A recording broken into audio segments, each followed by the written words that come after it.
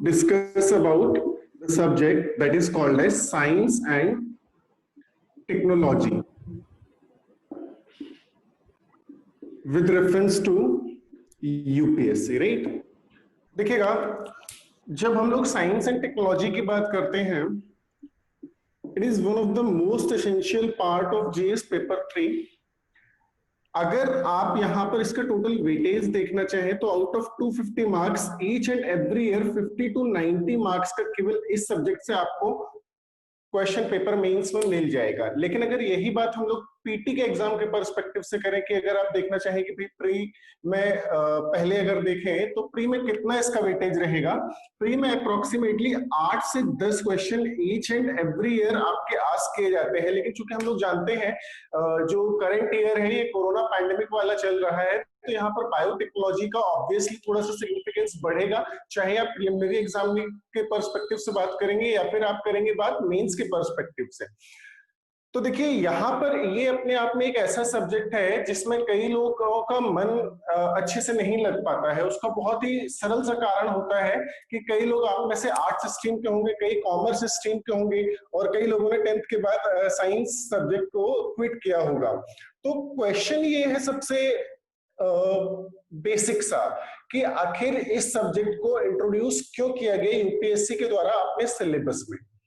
तो इसका बहुत ही सरल सा आंसर देख पाएंगे कि जब भी आप एडमिनिस्ट्रेटर के तरीके से कहीं पर भी पहुंचते हैं, किसी भी डिस्ट्रिक्ट में पोस्टेड होते हैं या फिर किसी भी डिवीजन में पोस्टेड होते हैं, तो वहां पर सबसे पहले आप किसी भी चीज की बात करेंगे तो वहां पर वहां की डेवलपमेंट को लेकर के आपको कहीं ना कहीं टेक्नोलॉजी को यूज करना पड़ेगा। तो ऐसा हो ही नहीं सकता कि आप बिना टेक्नोलॉजी के बारे में जाने हुए इस एग्जाम को राइट करें।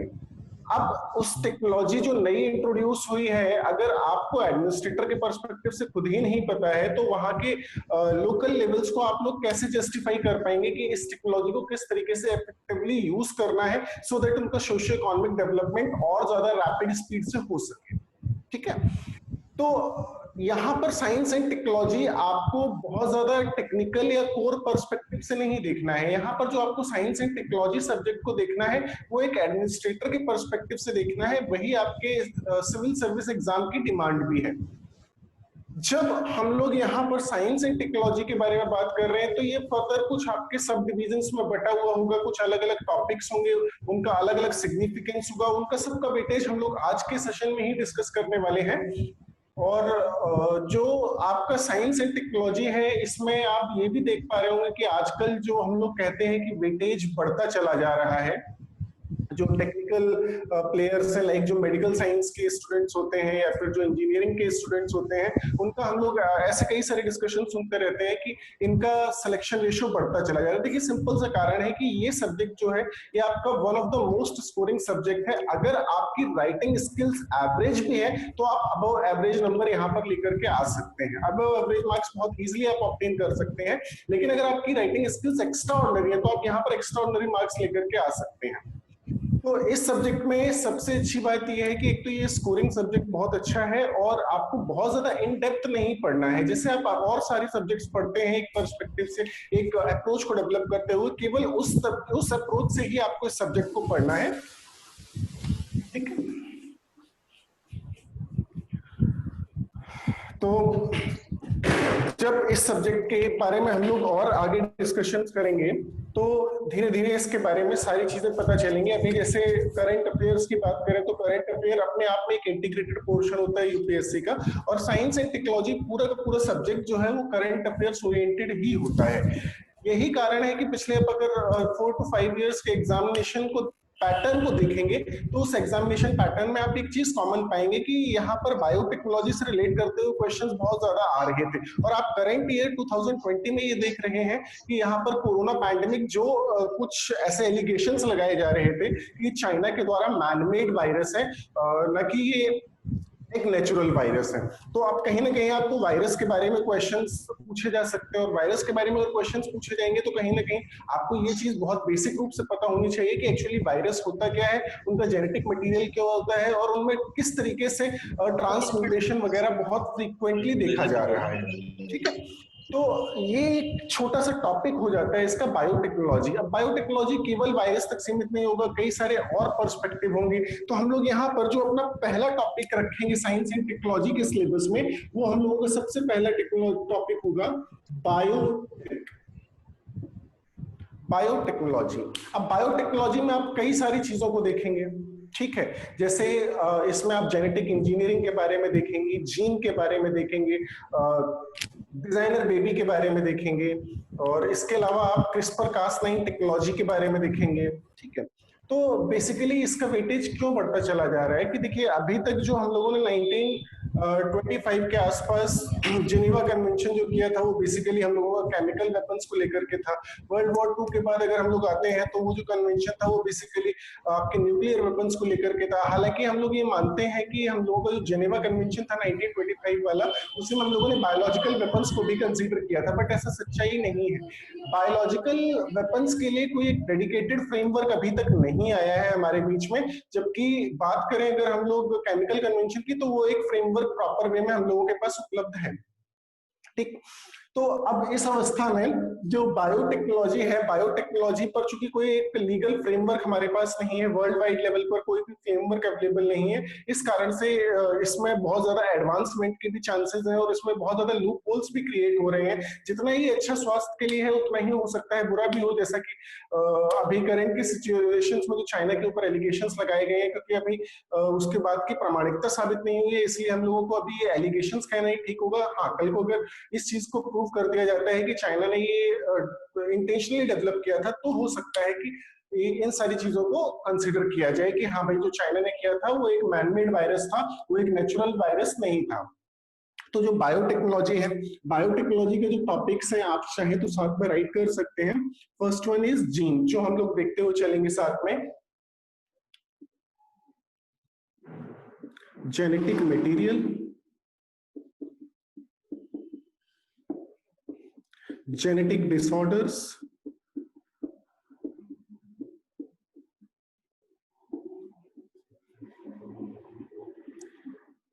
genetic थेरेपीज, और कई बार इनको जीन थेरेपीज भी बोला जाता है। अगर आप लास्ट 2 साल के पेपर देखें तो जीन थेरेपी के ऊपर आपने अच्छे खासे क्वेश्चंस को देखा होगा। म्यूटेंसी,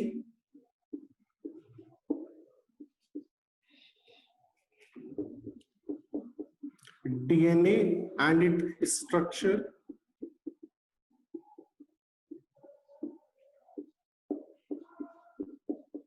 DNA fingerprinting,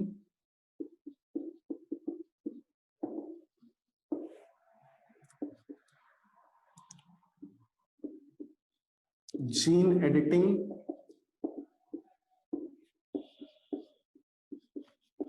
CRISPR,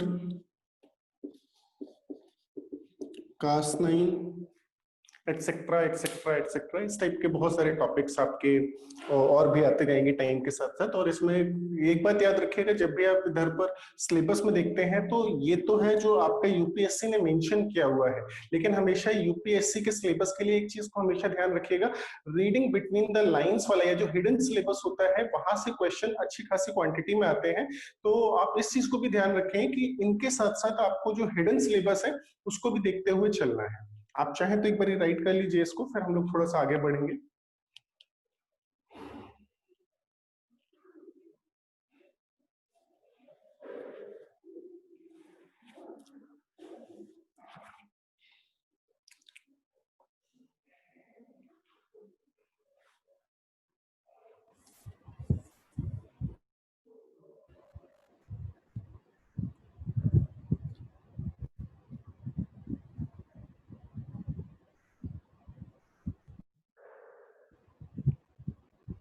Hope so you have completed it.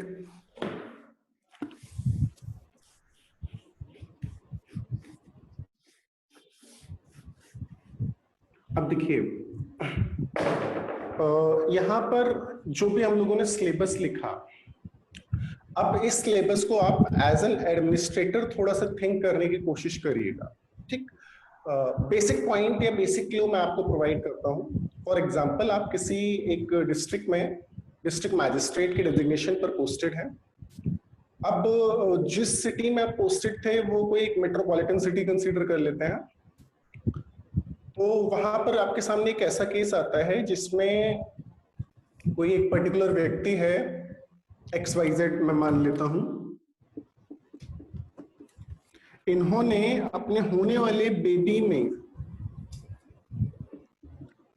Lata Mangeshkar का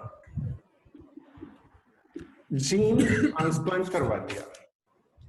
एज अ रिजल्ट इनका जो बेबी होगा बहुत ही ऑब्वियसली मीठा गाएगा। एक अच्छी बात ये हम लोग इसके पॉजिटिव पर्सपेक्टिव से देख सकते हैं कि मृत्यु जो है वो एक अटल सत्य है और लता मंगेशकर जी की काफी उम्र हो चुकी है, तो उनका एक जीन, उनका जो एक अंश है वो आपको हमेशा मिलता रहा, बचा रहेगा उनका जीन। तो उनकी जो स्वर कोकिला बोला जाता है उनको, तो वो एक अच्छे पॉइंट से आपने उस जीन को स्टोर करके रख लिया, दैट्स वेरी फाइन थिंग। लेकिन अगर कहीं ऐसा हो उसामा बिन लादेन का किसी ने अगर जीन कॉपी करवा दिया होता अपने बेबी में,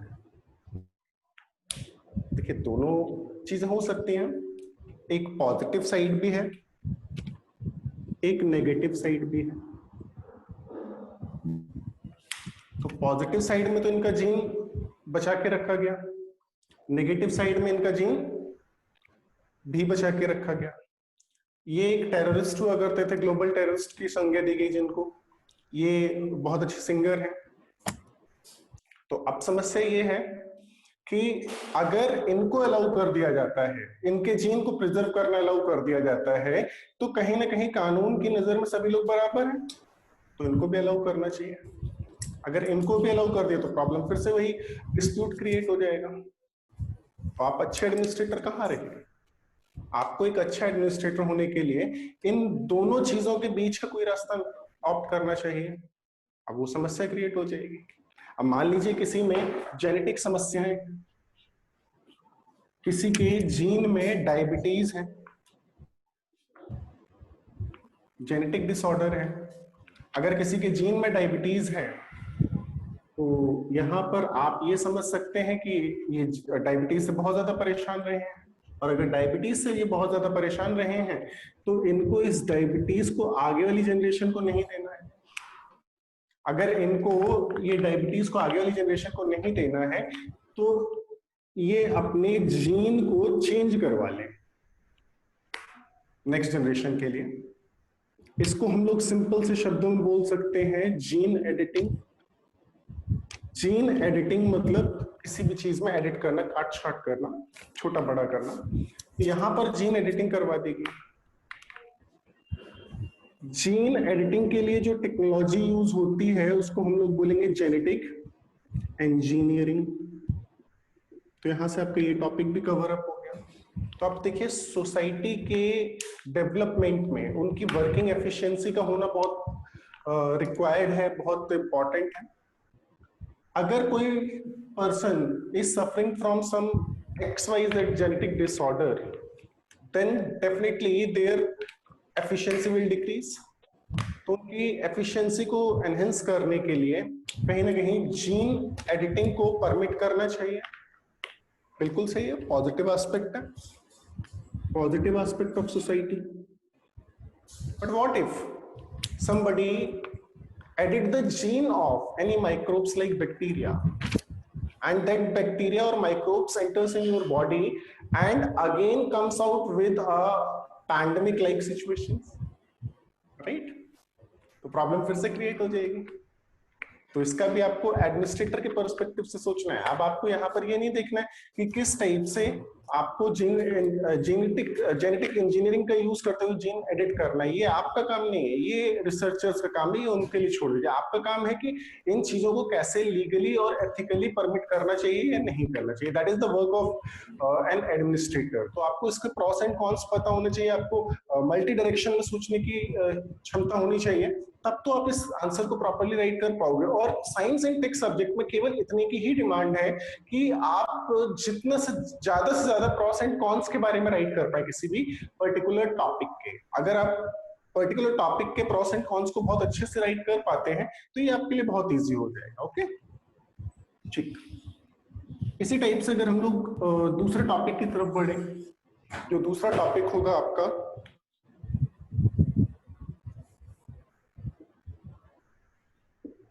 स्पेस टेक। अब देखिए कहीं ना कहीं वर्ल्ड वाइड लेवल पर इंडिया का एक स्पेस एजेंसी है, that space agency is called as ISRO. It is one of the most pioneer space agency of the world. अब अगर ये pioneer space agency of the world है तो ये डेली बेसिस पर या मंथली बेसिस पर कई सारे प्रोजेक्ट्स को लॉन्च करता रहता है, अगर आप देखते हैं। तो अगर ये इतने सारे प्रोजेक्ट्स को लॉन्च करता रहता है तो इसको हम लोग पायनियर एजेंसी क्यों बोलते हैं? क्योंकि इसका सक्सेस रेट ज्यादा है as compare to other countries. Success rate ज्यादा होने के साथ साथ इसका जो कॉस्टिंग है कॉस्ट इफेक्टिव है काफी। अब देखिए भाई यूएस ने भी मार्स के ऊपर मिशन किया, इंडिया ने भी मार्स के ऊपर मिशन किया, दोनों ने मून के ऊपर मिशन किया, इंडिया ने भी किया, यूएस ने भी किया। तो मार्स के ऊपर मिशन करने वालों में से जो अगर मंगल यान या फिर you can say Mars orbiter mission की टोटल कॉस्टिंग की बात करें तो इंडिया की कॉस्टिंग कई टाइम्स यूएस से कम थी और एफिशिएंसी ज्यादा थी। तो हम लोग कहीं ना कहीं देखें तो सस्ता और टिकाऊ प्रोडक्ट दे पाते हैं स्पेस टेक्नोलॉजी के सेंस में।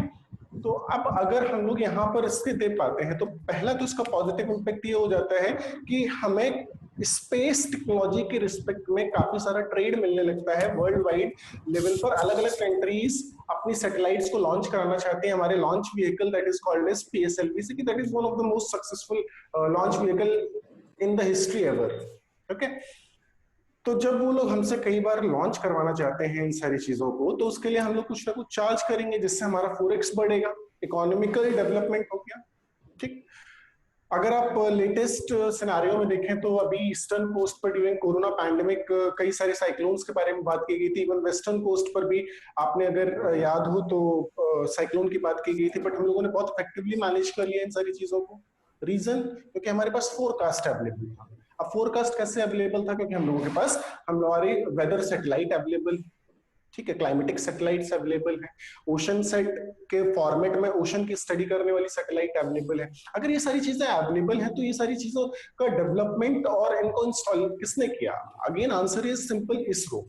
अगर ये सारी चीजें इतने इफेक्टिव मैनर में अवेलेबल हैं तो जिसके कारण आप लोगों की जान बचा पा रहे हैं, आप इकोनॉमी को बूस्टअप कर,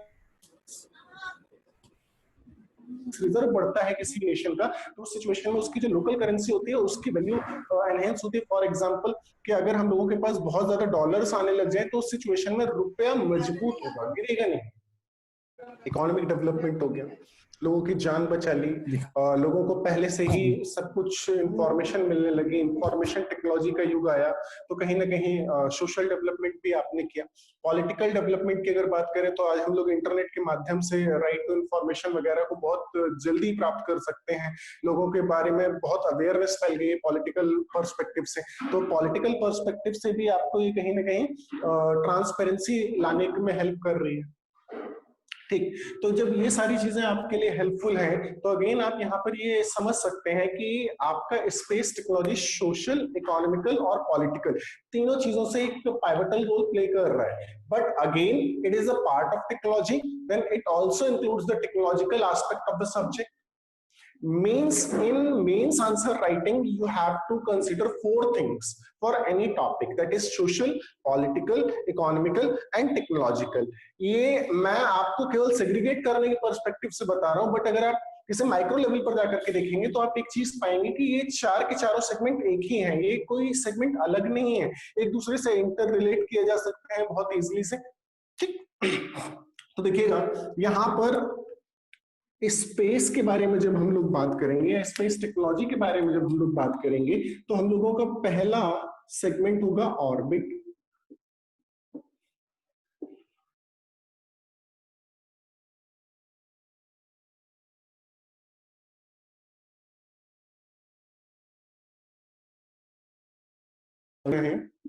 that is satellites,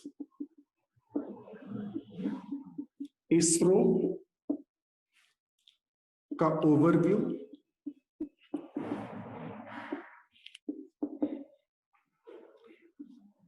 branches of ISRO,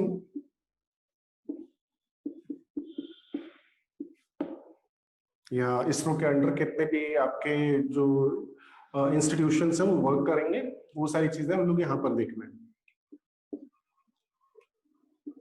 Indian space programmes, अभी जैसे करंट में Indian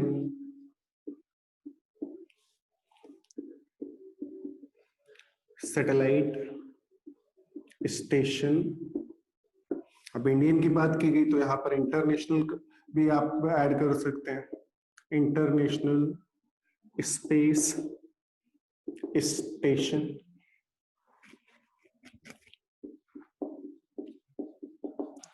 political view on space tech, environmental aspect, perspective of space tech, etc, etc, etc. That is the just written syllabus of UPSC, not hidden syllabus of UPSC. hidden syllabus के लिए जब हम लोग इस subject को discuss करेंगे तब हम लोग इस पर बात करना स्टार्ट करेंगे। now if you want to write, you can write please.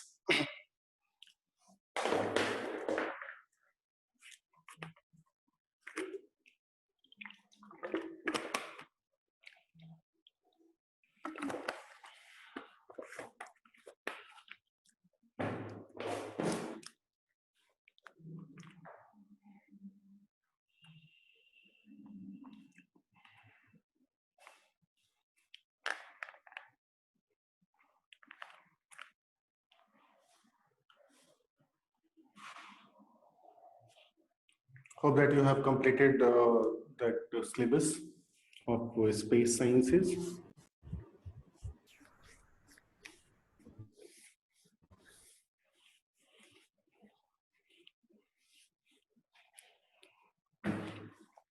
Our next topic will be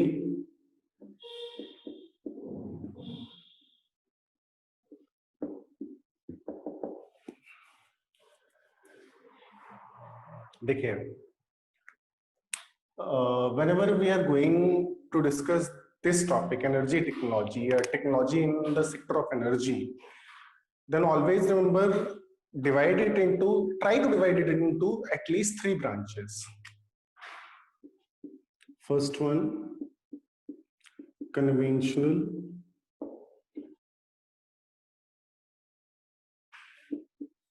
natural, and third one, others. Conventional energy के फॉर्मेट में coal energy, petroleum energy, nuclear energy, etc, etc, etc. While in case of natural, this one is one of the most important perspective. जब से मोदी जी की government है तब से इस sector पर बहुत काम हुआ है। रिसेंटली इंडिया और चाइना स्टैंड ऑफ के ड्यूरेशन में आई होप कि आपने ये न्यूज पढ़ी होगी कि इंडिया ने डंपिंग ड्यूटी लगाना स्टार्ट कर दिया है चाइना के ऊपर। जो चाइना सोलर पैनल को इंडिया में डंप किया करता था, अभी तक उस पर कोई भी डंपिंग ड्यूटी या एंटी डंपिंग ड्यूटी नहीं लगती थी, बट अभी उसने बोल दिया कि 25% उस पर ड्यूटी लगेगी।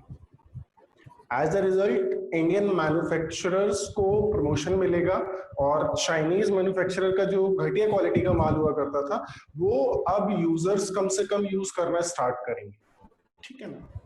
तो नेचुरल रिसोर्सेज में आपका सबसे इंपॉर्टेंट आएगा solar, second one will B wind, third one will B biofuel, hydro, etcetera etcetera etcetera. अब जैसे सोलर को हम लोग देखेंगे तो इसी में एक आपका हिडन टॉपिक हो जाएगा international solar alliance, national solar mission, और इसके क्या क्या की पॉइंट्स होंगे, किस तरीके से ये आपके सोसाइटी को डेवलपमेंट के लिए इम्पोर्टेंट होगा। एक बहुत ही इसमें प्यारा सा वर्ड मोदी जी देकर के आए थे, that is Suryaputra. What is the meaning of Suryaputra? ऐसे सभी नेशन जो ट्रॉपिक ऑफ कैंसर से ट्रॉपिक ऑफ कैप्रिकॉर्न के बीच लाई करते हैं, जिनमें इमेंस पोटेंशियल है सोलर एनर्जी को हार्नेस करने का या सोलर एनर्जी को एक्सट्रैक्ट आउट करने का, उस चीज को हम लोग बोलते हैं, या उन सभी कंट्रीज को हम लोग बोलते हैं सूर्यपुत्र। और आपको ये चीज जानकर के थोड़ी खुशी होगी कि यूनाइटेड नेशन के चार्टर में बहुत सेलेक्टेड वर्ड्स हैं जो आपकी देवनागरी स्क्रिप्ट में राइट किए गए हैं, जिसमें से Suryaputra was that important words, right. और इसमें पूरे के पूरे 122 नेशंस पार्टिसिपेंट्स हैं, तो जिनको सूर्यपुत्र को मतलब नॉमेनक्लेचर किया गया है। तो कुछ इस टाइप की इंपॉर्टेंट बातें रहेंगी आपके साथ में। अदर्स में जो लेटेस्ट टेक्नोलॉजीज आ रही हैं आपकी, अब इन्हीं चीजों में जब हम लोग बात करेंगे तो इन्हीं चीजों में हम लोग प्रीपेड एनर्जी मीटर्स वगैरह की बात कर लेंगे। जितनी भी अदर्स में हम लोगों की डील हुई हैं, like 1, 2, 3 Indo US nuke deal, Indo Australia nuke deal, sorry, Australia nuke deal, etcetera etcetera etcetera, जो भी आपका ये सिलेबस होगा, that will be the third topic of the syllabus, technology for energy. If you want to write you can.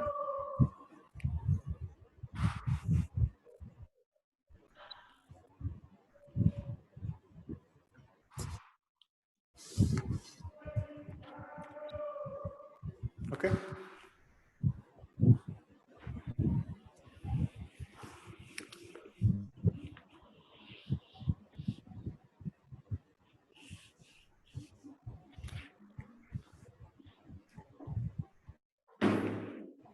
Now, fourth one will be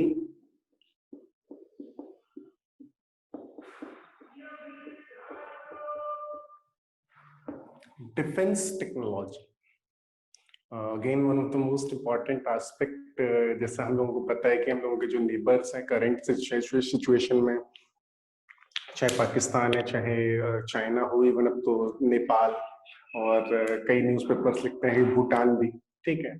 तो इन सारे neighbours से निपटने के लिए हमें कम से कम अपने डिफेंस सिस्टम को स्ट्रॉन्ग करना चाहिए। और कल को जब आप आईएएस बन करके मिनिस्ट्री ऑफ डिफेंस में जाएंगे तो आपको ऑब्वियसली इसके बारे में थोड़ा बहुत आइडिया होना चाहिए, सो दैट आप अपना जाकर के वहां पर और अच्छा कंट्रीब्यूशन दे सके, ठीक है। तो डिफेंस टेक्नोलॉजी में सबसे important thing is first one, that is called as missile. अब जब इस मिसाइल सिस्टम को देखेंगे तो जितने भी इंटरनेशनल एग्रीमेंट्स होंगे, like Australia Group, Wassenaar Arrangement, MTCR, Missile Technology Control Regime वगैरह, वो सब हम लोग इसी में कवर करेंगे। इसके जो भी बेसिक्स होंगे कि टाइप ऑफ मिसाइल क्या है, what are supersonic missile, what are hypersonic missile, what are cruise missile, what are ballistic missiles, all that portions will be covered during that session only, ठीक है। मिसाइल के बाद यहां पर सेकेंड थिंग, वेपन, ठीक। Weapon में first one will be conventional, second one will be strategic.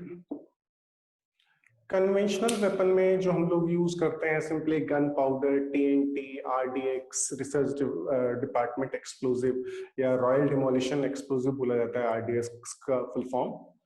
तो conventional weapon में इन सारे वेपन्स के बारे में देखेंगे हम लोग, और जितने भी आपके गन्स वगैरह चीज में कवर अप हो जाएगी। स्ट्रैटेजिक इंपॉर्टेंट है यहाँ पर, क्वेश्चन जो होता है वो आपका 80% चांस में यहां से आएगा। स्ट्रैटेजिक में first one will B nuclear,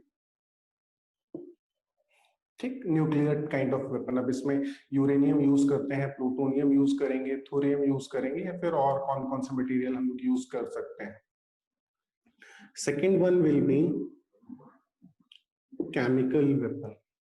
जब पहला लॉकडाउन था तो आप याद करिए कि इधर आंध्र प्रदेश में एक केमिकल गैस एजेंसी में गैस लीक होने की वजह से कुछ गड़बड़ हुआ था।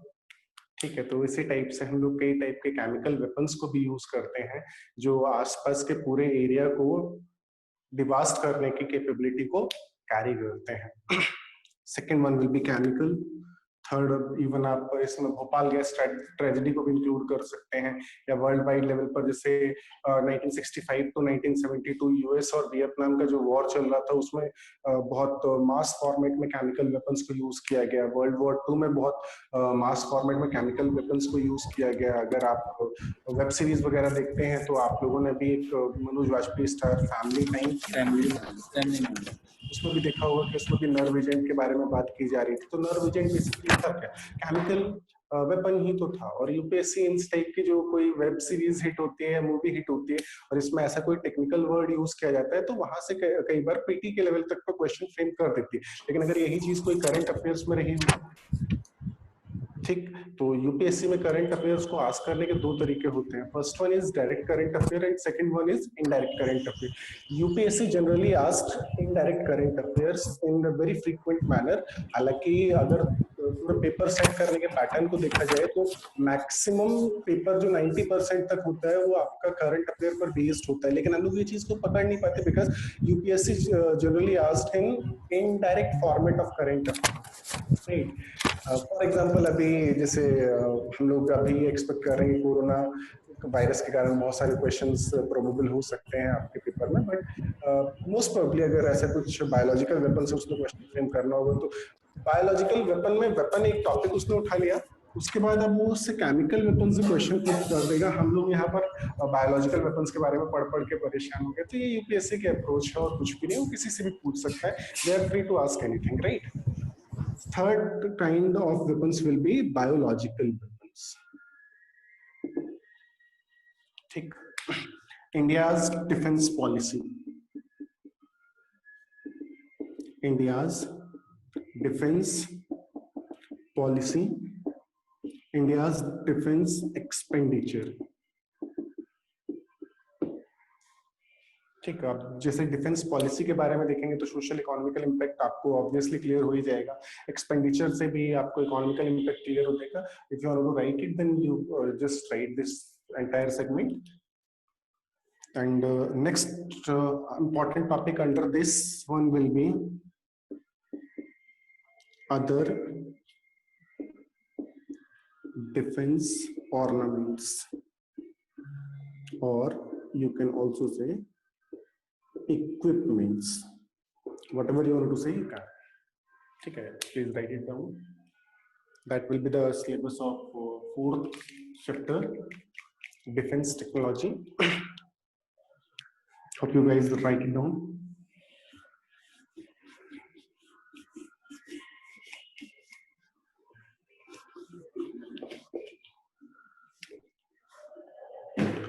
देखिएगा, फिफ्थ टॉपिक विल बी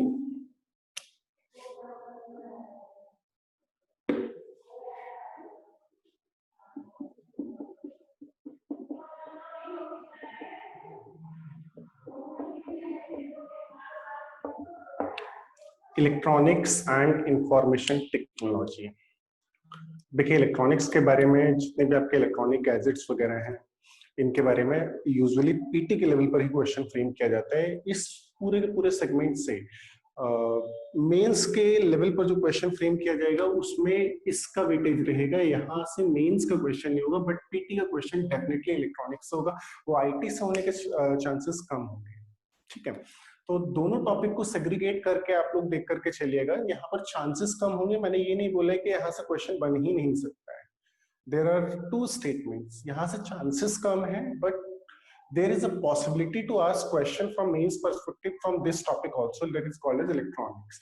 लेकिन यहाँ से श्योर शॉर्ट जब भी क्वेश्चन फ्रेम किया जाएगा तो आपके मेंस के लेवल का ही होगा। पीटी के पर्सपेक्टिव से बहुत कम क्वेश्चंस बनने के चांसेस रहेंगे इंफॉर्मेशन एंड टेक्नोलॉजी से। ठीक है, देखिए अब यहाँ पर आपका जो पहला होगा बेसिक्स ऑफ सेमीकंडक्टर।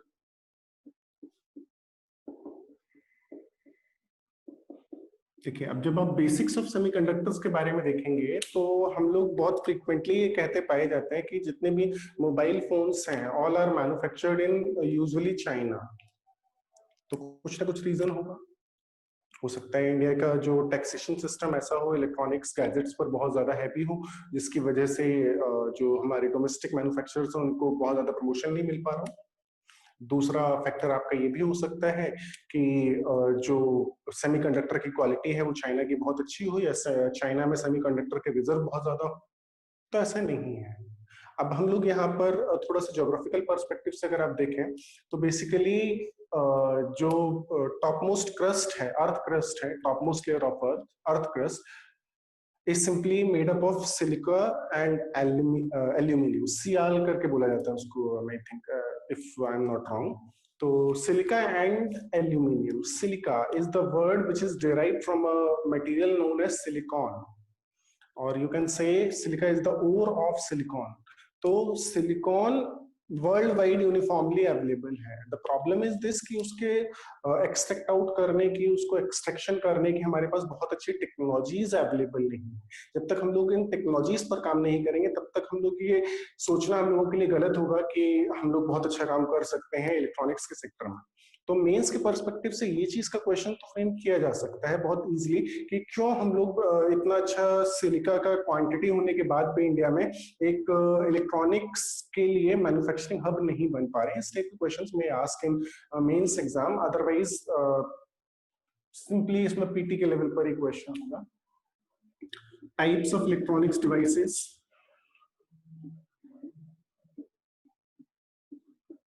जिसमें आपका कंप्यूटर, मोबाइल फोन में जितने भी ऑपरेटिंग सॉफ्टवेयर वगैरह हैं, we will discuss such topics over there only, right. Third question will B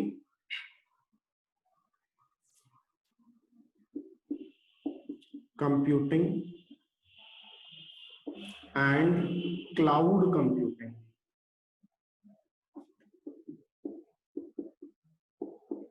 that will be our third topic. अब क्लाउड कंप्यूटिंग का जब टॉपिक यहाँ पर रखेंगे तो एक टाइप की कंप्यूटिंग और है जो आजकल बहुत करंट इशू है, that is called as quantum computing. इसको भी हम लोग यहीं पर कवर करेंगे। फिर नेक्स्ट पोर्शन जो होगा वो आपका आईटी से रिलेटेड होगा। आईटी से रिलेटेड मतलब आईटी पॉलिसी ऑफ इंडिया, ठीक, India's stand on IT sector. देखिए अब हम लोगों को बोला जाता है कि India is one of the major IT hub of the world, ठीक। But the issue is this कि on yesterday Modi government bans 59 Chinese app. इतना बड़ा आईटी हब है अगर इंडिया, तो हम लोग अभी तक इतने अच्छे एप्स क्यों नहीं डेवलप कर पा रहे हैं, जबकि हमारे पास बहुत वर्ल्ड क्लास डेवलपर्स अवेलेबल है। तो इसका टेक्नोलॉजिकल आंसर नहीं होगा, इसका थोड़ा सा सोशल, पॉलिटिकल और इकोनॉमिकल आंसर होगा जाकर के, जिसको हम लोग उस टाइम पर ही डिस्कस करें तो ज्यादा बढ़िया रहेगा। क्योंकि अभी डिस्कस अगर हम लोग करते हैं तो काफी लंबा डिस्कशन हो जाएगा इस चीज का, तो अभी हम लोग इसको स्टार्ट नहीं करते हैं। बट इस टाइप के questions you will easily solve in mains paper, right. ठीक है, तो इसको अगर आप राइट करना चाहें तो आप एक बार को राइट कर लीजिए इन सारी चीजों को भी।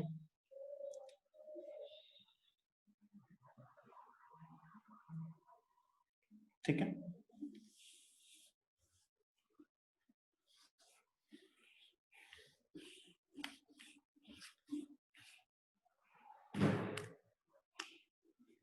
sixth topic will be one of the latest topic is called as robotics and artificial intelligence. इसका बहुत ज्यादा प्री डिफाइंड सिलेबस नहीं है, इसको एज अ टॉपिक ही आप राइट करिए, उतना ही काफी है। Robotics and artificial intelligence. अब देखिए दोनों में डिफरेंस क्या होता है यहाँ पर।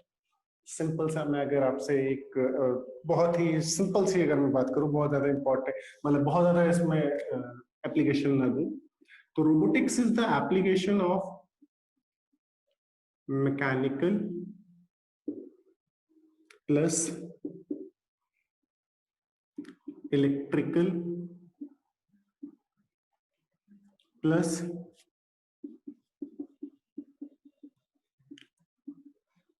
electronics.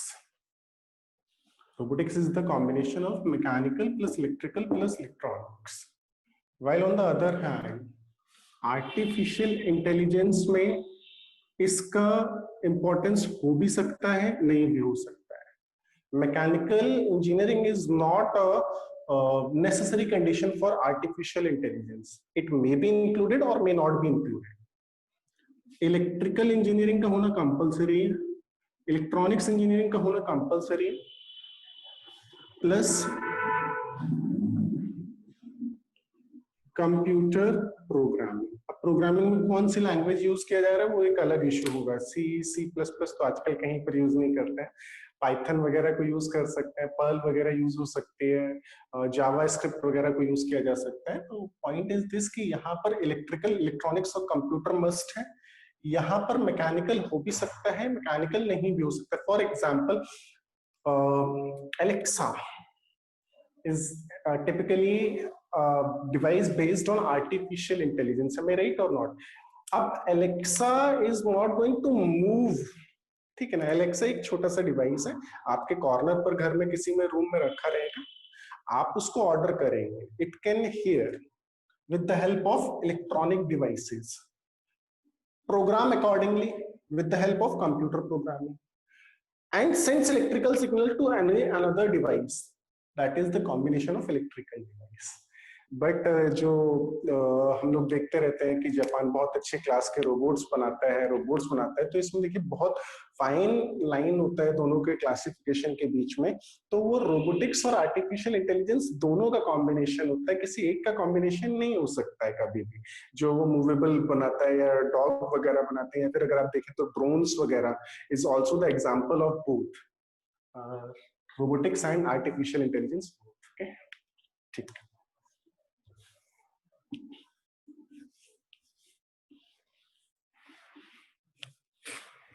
Next, seventh topic will be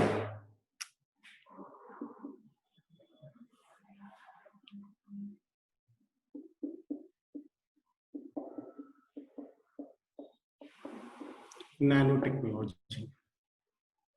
ठीक, बहुत छोटा सा टॉपिक है. एक अभी तक तो जो भी क्वेश्चन देखा गया एक फिक्स टाइप का ही देखा गया, बट इसके एप्लीकेशंस बहुत ज्यादा हैं. ठीक है ना.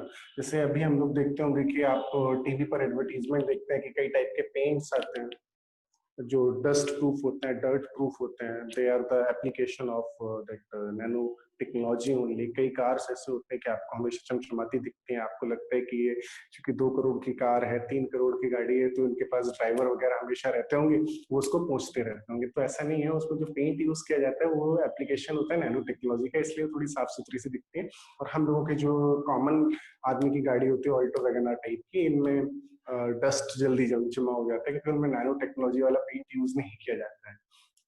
ओके, अगर ये लोग नैनो टेक्नोलॉजी वाला पेंट यूज करेंगे तो 3-4 लाख की गाड़ी डिलीवर कर ही नहीं पाएंगे. वही ऑल्टो जो अभी आप 3 लाख लेकर के आते हो 15 लाख की कॉस्ट करेगी. तो ऑब्वियसली आप पेंट पर तो इतना खर्चा नहीं करना चाहेंगे, है ना. तो नैनो टेक्नोलॉजी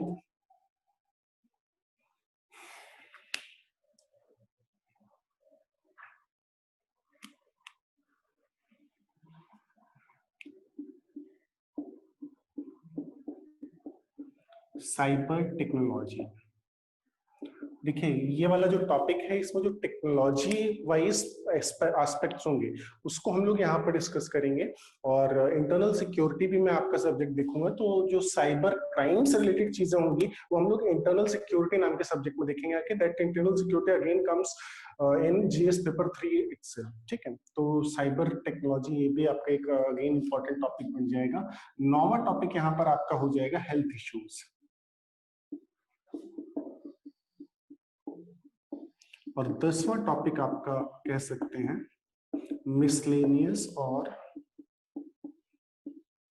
करेंट टेक्नोलॉजीज. ठीक है. तो इन सारी चीजों को देखना है, आप चाहें तो उसको राइट कर लीजिए। और आज का ये इंट्रोडक्टरी सेशन जो था केवल सिलेबस को लेकर के था। अभी जो हम लोगों ने लिखा है ये सिलेबस एक बहुत छोटा सा, जैसे आपकी कोई मूवी आती है तो मूवी आने से पहले उसमें पहले के टाइम पर केवल ट्रेलर आया करता था, है ना। ट्रेलर से भी अब छोटा यहाँ पर टीजर आने लग गया, तो ये केवल आपके सिलेबस का टीजर है, अभी ट्रेलर भी नहीं है, ठीक है। तो ये केवल टीजर है, इस टीजर के बाद से हम आगे चीजों का ट्रेलर को देखेंगे कि मतलब ओवरऑल एनालिसिस करेंगे हर सब्जेक्ट को, ये टॉपिक को कैसे एक दूसरे से इंटरलिंक करना है, कैसे you will get more and more marks for any answer writing session, ठीक है। You want to write, then you can. And thank you very much for this session. Have a good day. Thank you, sir. Thank you, sir.